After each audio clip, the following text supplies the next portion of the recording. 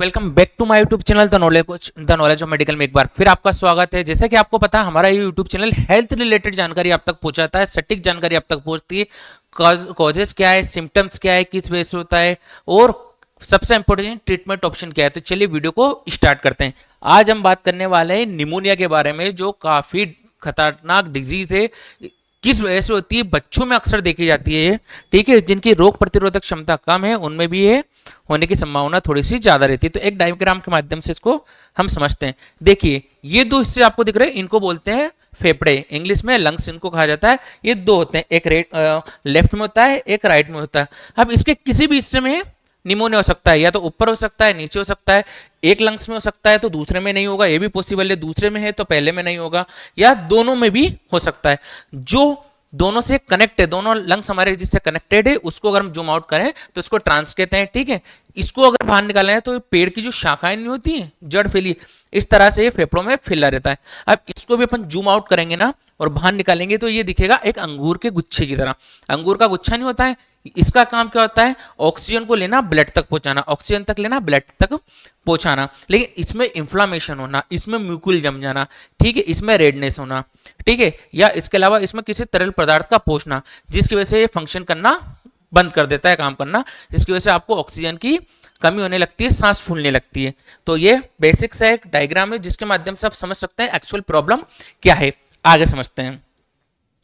अब हम बात करेंगे निमोनिया के बारे में। निमोनिया क्या, देखिए, निमोनिया फेफड़ों का एक संक्रमण है, सबसे इंपॉर्टेंट। ठीक है, किस वजह से होता है, बैक्टीरिया की वजह से होता है, वायरस की वजह से होता है, रासायनिक उत्तेजकों की वजह से हो सकता है। ठीक है, बैक्टीरिया नाक के माध्यम से जा सकते हैं, मुंह के माध्यम से जा सकते हैं, किसी अदर पर्सन के माध्यम से भी जा सकते हैं। ठीक है, उस वजह से होता है। This is the serious infection, यह एक सीरियस इन्फेक्शन है। ठीक है, जिसमें फेफड़ों में वायुकोश, जो वायुकोश नहीं होता फेफड़ों का, उसमें मवाद, जैसे मैंने आपको बताया, मवाद या तरल पदार्थ जो होता है उसके पहुंचने से, इस तरल पदार्थ के भर जाने की वजह से होता है। There are many types of pneumonia, pneumonia के कई प्रकार होते हैं, कई प्रकार निमोनिया के होते हैं, लेकिन सबसे इंपॉर्टेंट कौन सा होता है, न्यूमोकोकल। न्यूमोकोकल सबसे ज्यादा इंपॉर्टेंट है जो होता है, और किस वजह से होता है, वो होता है स्ट्रेप्टोकोकस निमोनिया के कारण होता है। जो बैक्टीरिया होता है स्ट्रेप्टोकोकस, जो बैक्टीरिया होता है स्ट्रेप्टोकोकस बैक्टीरिया के कारण क्या होता है, आपको निमोनिया होता है। आगे बात करते हैं। जो 2 साल से कम उम्र के बच्चे होते हैं या 65 वर्ष से अधिक उम्र के जो वयस्क होते हैं, जिसकी रोग प्रतिरोधक क्षमता कम होती है, उन्हें थोड़ा सा जोखिम ज्यादा होता है, उनको अवेयर रहने की जरूरत ज्यादा होती है, क्योंकि उनका इम्यून सिस्टम कम होता है। आपने अक्सर देखा होता है, निमोनिया जो है ना, वो बच्चों में ज्यादा, 2 से 3 लाख जो बच्चे होते हैं सालाना, उनको ही होता है। तो निमोनिया बच्चों में अक्सर देखा गया है। ठीक है, बड़ों में थोड़ा सा आगे समझते हैं। अब कॉजेज ऑफ निमोनिया किस वजह से होता है दोस्तों, ये भी हम जान लेते हैं, कारण क्या है उसका। तो निमोनिया का जो कारण है वो है सबसे पहला बैक्टीरिया। ठीक है, बैक्टीरिया जो निमोनिया का कारण बन सकता है, हेमोफिलस इन्फ्लुएंजा या स्टेटोकोकस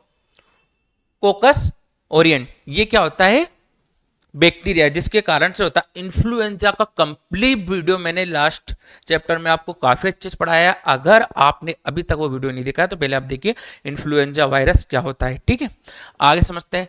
वायरस की बात करें तो इन्फ्लुएंजा वायरस एंड सामान कोल्ड जो होता है वो होता है राइनो वायरस की वजह से। समान कोल्ड के ऊपर भी मैंने पूरा वीडियो बनाया है, आप जाके देख सकते हैं। ठीक है, तो 2 तरह के वायरस होते हैं, इन्फ्लुएंजा वायरस जिसे फ्लू कहते हैं, और राइनो वायरस। ठीक है, जो कॉमन कोल्ड जो होता है उसमें राइनो वायरस होता है। आगे समझते हैं। देखिए, जो बच्चे होते हैं, ये तो वयस्कों में, बच्चों में होता है RSV।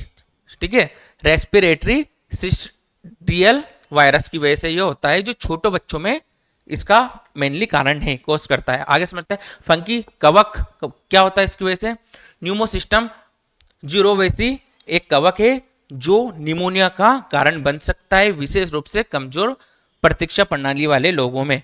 एस्पिरेशन की बात की जाए तो निमोनिया गलती से भोजन या तरल पदार्थों का फेफड़ों में पहुंचने की वजह से हो सकता है। देखिए, फेफड़े इतने इजी नहीं है आपके। ठीक है, प्रकृति ने कुछ सोच समझ के बताया, डायरेक्ट खाना इसमें जाके फंस जाए ऐसा होता नहीं, लेकिन कुछ कंडीशन रहती हो क्रिटिकल, जो श्वास लेने के माध्यम से कुछ तरल पदार्थ अगर पहुंच गया, कुछ खाना छोटा मोटा करंट पहुंच गया, तो उसमें स्वेलिंग आ सकती है।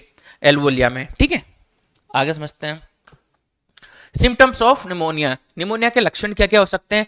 कफ है, कफ तो नॉर्मल भी होता है, लेकिन इस कफ की बात की जाए तो कफ जिसमें हरा पीला या खून बलगम निकलता है। ठीक है, सेकंड पॉइंट पर बात करें चेस्ट पेन, खांसी जिसमें पीला हरा पीला खून वाला बलगम निकलता है। ठीक है, शॉर्टनेस ब्रीथिंग, सांस लेने में तकलीफ गतिविधि के साथ बढ़ जाती है। फीवर होगा, आपको बुखार होगा, फिटिक होगा, इसमें थकान या कम ऊर्जा आप महसूस करेंगे।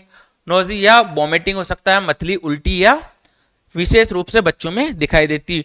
ब्रूस कलर हो सकता है, होठ के जो कलर है उसका कलर कैसा होता है? नीला पड़ सकता है। ठीक है, रैबिड ब्रीथिंग, जल्दी जल्दी सांस चलना, तेजी से सांस चलना, ये भी एक इसका कारण है।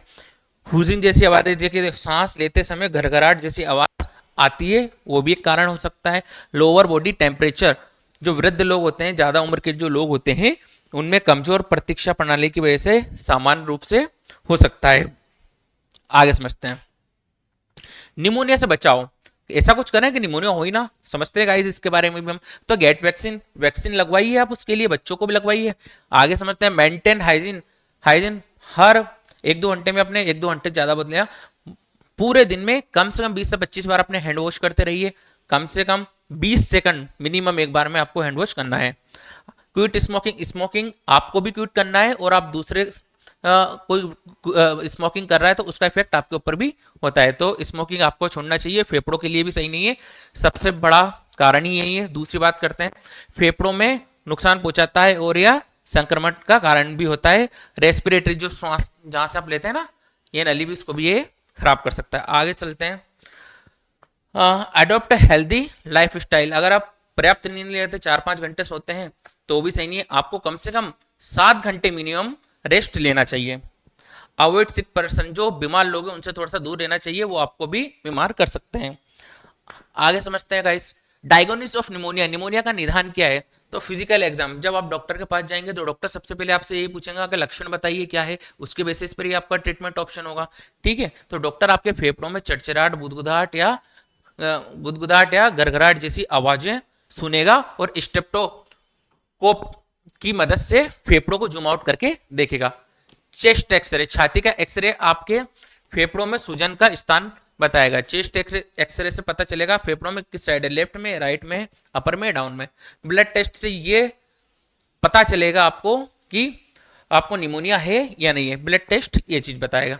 पल्स ऑक्सीमीटर, कोरोना में आपने काफी करवाया होगा, फिंगर में लगा के। ठीक है, आगे समझते हैं, स्पुट टेस्ट, थूक के नमूनों को लिया जाएगा और उससे पता किया जाएगा निमोनिया है या है नहीं है। चेस्ट सीटी स्कैन, छाती का सीटी स्कैन किया जाएगा, जो फेफड़ों में निमोनिया की जांच को बताएगा ये है या नहीं है। ये कुछ बेसिक से टेस्ट थे। अब हम बात करते हैं होम रेमेडीज के बारे में। देखिए, ट्रीटमेंट ऑप्शन में आपको बता भी सकता हूं, लेकिन ट्रीटमेंट के लिए आपको प्रॉपर डॉक्टर से सलाह लेनी चाहिए। इसका इलाज जो है हॉस्पिटल में किया जाता है, लेकिन कुछ होम रेमेडीज हम समझ सकते हैं जो आपको हेल्प करेगी। सबसे पहले बात करते हैं जिंजर के बारे में, अदरक। देखिए, अदरक में क्या होता है, एंटी इंफ्लामेटरी प्रॉपर्टीज होती है। ठीक है, और इसको लेना कैसे, अदरक के छोटे छोटे टुकड़े करने हैं, गर्म पानी के साथ ले सकते हैं, या उसका जूस निकाल के, रस निकाल के भी आप डायरेक्ट ले सकते हैं पानी के साथ। टर्मिक, ये क्या होता है, हल्दी। हल्दी काफी अच्छी होती है सेहत के लिए, इसमें करक्यूमिन प्रेजेंट होता है। ये क्या करता है, ये निमोनिया में होने वाले फेफड़ों के संक्रमण का असरदार होता है। 1 गिलास गर्म दूध के साथ इसको लें तो ये इफेक्टिव, रात में ले तो ज्यादा अच्छा होगा। आगे बात करते हैं फेनुग्रीक, मेथी। मेथी बहुत ही शक्तिशाली एंटीऑक्सीडेंट है। 1 कप पानी में 1 चम्मच मेथी के बीजों को 10 मिनट तक उबालकर शहद मिलाकर पीने से फायदा मिलता है। हनी की अगर बात की जाए तो कफ के लिए भी काफी अच्छा होता है। ठीक है, शहद में क्या मिलेगा आपको, anti bacterial, anti fungal, antioxidant, तीनों चीजें इसमें पाई जाती है, प्रॉपर्टीज होती है। 1/4 गिलास गर्म पानी में 1 चम्मच शहद मिलाकर पीने से मदद मिल सकती है। जूसेस की बात की जाए तो जूसेस अगर आपके स्टमक के लिए भी अच्छा होता है, मेटाबॉलिज्म के लिए भी अच्छा होता है, कई तरह की बीमारियों का इलाज भी होता है। तो बात की जाए गाजर का जूस की, जो आंखों के लिए भी अच्छा होता है, पालक हुआ, चुकंदर हुआ, खीरे हुआ, सब्जी के जूस जो होते हैं वो सेहत के लिए भी अच्छे होते हैं और निमोनिया में भी आपको हेल्प कर सकते हैं। आगे चलते हैं। आई होप कि आपको मेरा वीडियो अच्छा लगा हो। वीडियो अच्छा लगा है तो चैनल को लाइक कीजिए, सब्सक्राइब कीजिए, क्योंकि मैं आपकी हेल्थ रिलेटेड के लिए इसी तरह से वीडियोस लेकर आता रहूंगा। तब तक के लिए जय श्री राम।